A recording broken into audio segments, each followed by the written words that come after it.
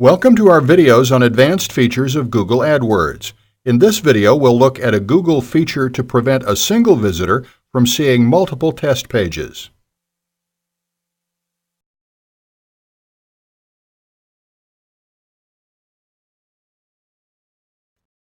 And actually, one important point about this testing feature of Google, and actually this is very important when it comes to testing, is that people could potentially guess at different pages.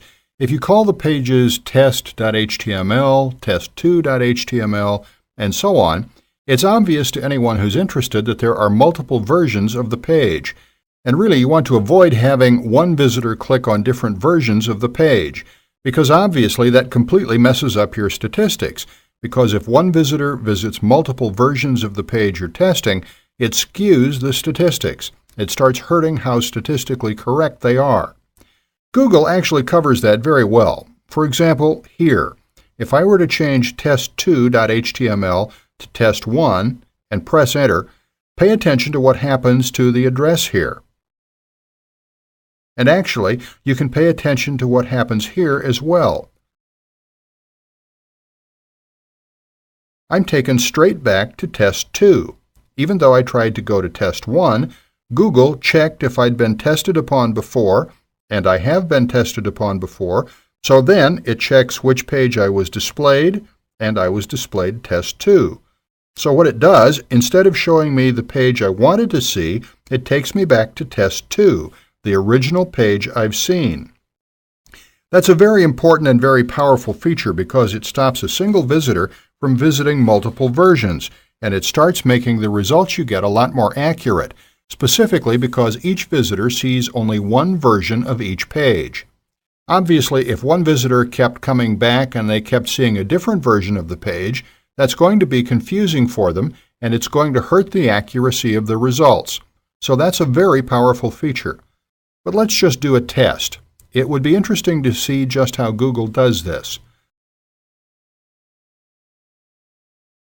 Let's go to Tools,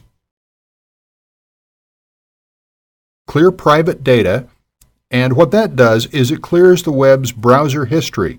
It clears cookies. It basically clears all that sort of data. And there's a similar thing you can do in Internet Explorer through the Options screen. If you aren't familiar with cookies, they're just tiny little text files that are stored on your computer, and they just save some settings. For example, when you go to Yahoo Mail, after you've visited Yahoo Mail once, the next time you visit, it may log you back in automatically, and it does that through cookies.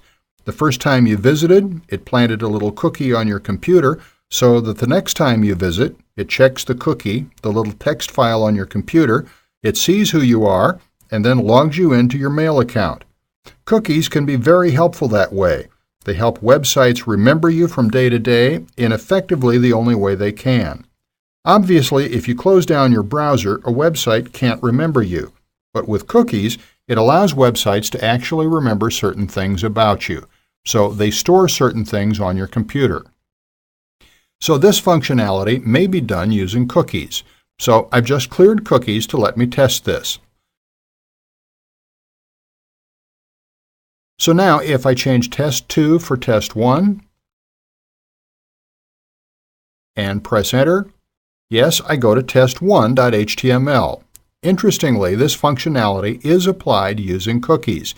It's only really useful to know that because, again, I would say a tiny percentage of people, just like people who browse without JavaScript, a tiny percentage of people are going to delete cookies regularly or daily. Many people, if not the majority, don't delete cookies, so I mention that because it will skew your results a little bit, because then your visitors who do delete cookies and come back to your site more than once may see different pages.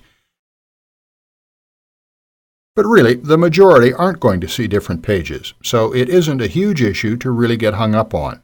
It is worth knowing about to understand how this functionality works, but it's not going to make a huge statistical difference to your testing results.